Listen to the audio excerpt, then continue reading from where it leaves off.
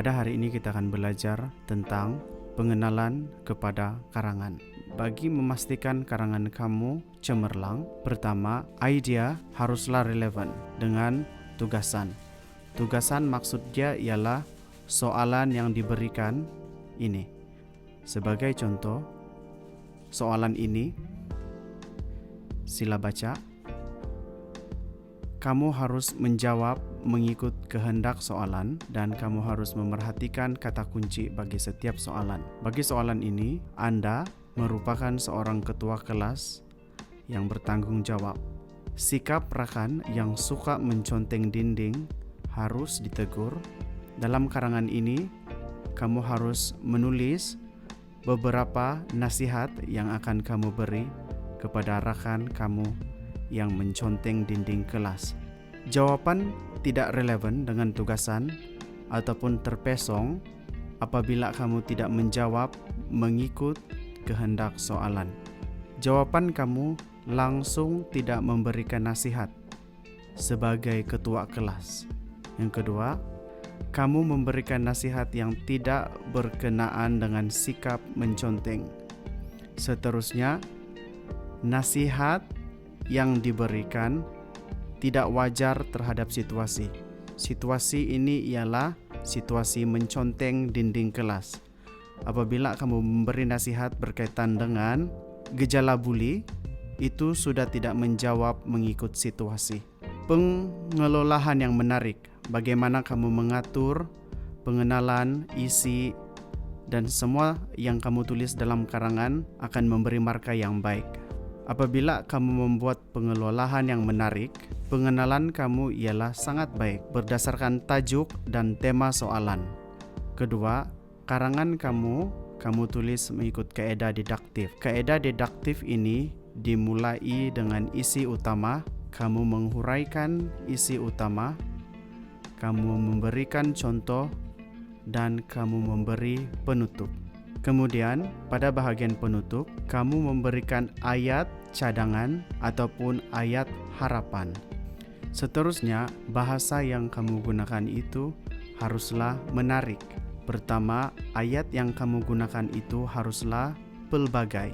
Menggunakan ayat didaktif, kamu boleh mencampurkan kata sendi nama, adjektif, kata pasif, ayat pasif, dan sebagainya.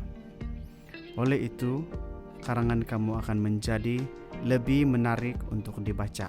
Seterusnya, frasa-frasa yang menarik. Kamu menggunakan peribahasa, kata-kata hikmah, ataupun kata-kata pemimpin. Fahami maksudnya supaya kamu boleh letakkan dalam penulisan kamu.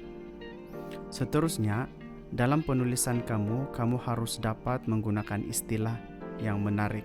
Seterusnya, sebuah karangan haruslah hampir tiada kesalahan ataupun sedikit sahaja kesalahan untuk menjadikan ia sebagai satu karangan yang sangat cemerlang. Oke, sekarang kita beralih kepada pemarkahan. Jika kamu mendapat marka dalam 26 sehingga 30, kamu mempunyai esei yang cemerlang.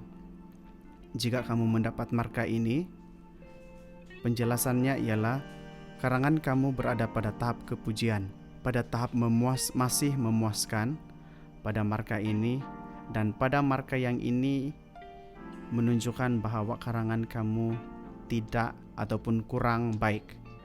Dalam istilah ataupun penjelasan kurang memuaskan ataupun penguasaan bahasa kamu sangatlah minimum. Baiklah, seterusnya karangan berpandu. Kamu harus memahami apakah itu karangan berpandu.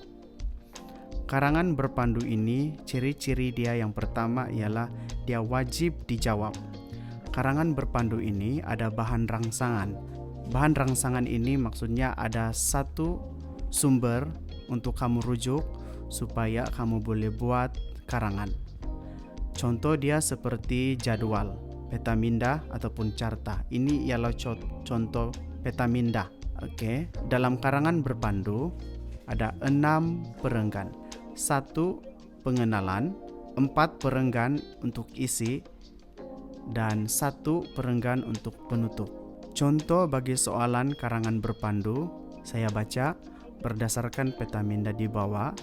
Uraikan cara-cara mengatasi kesesakan jalan raya. Kamu sudah diberikan satu sumber, kamu boleh gunakan isi ini untuk menjawab soalan kamu.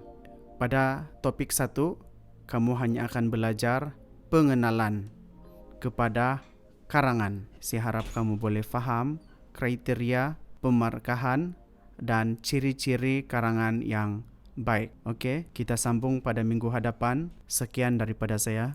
Terima kasih.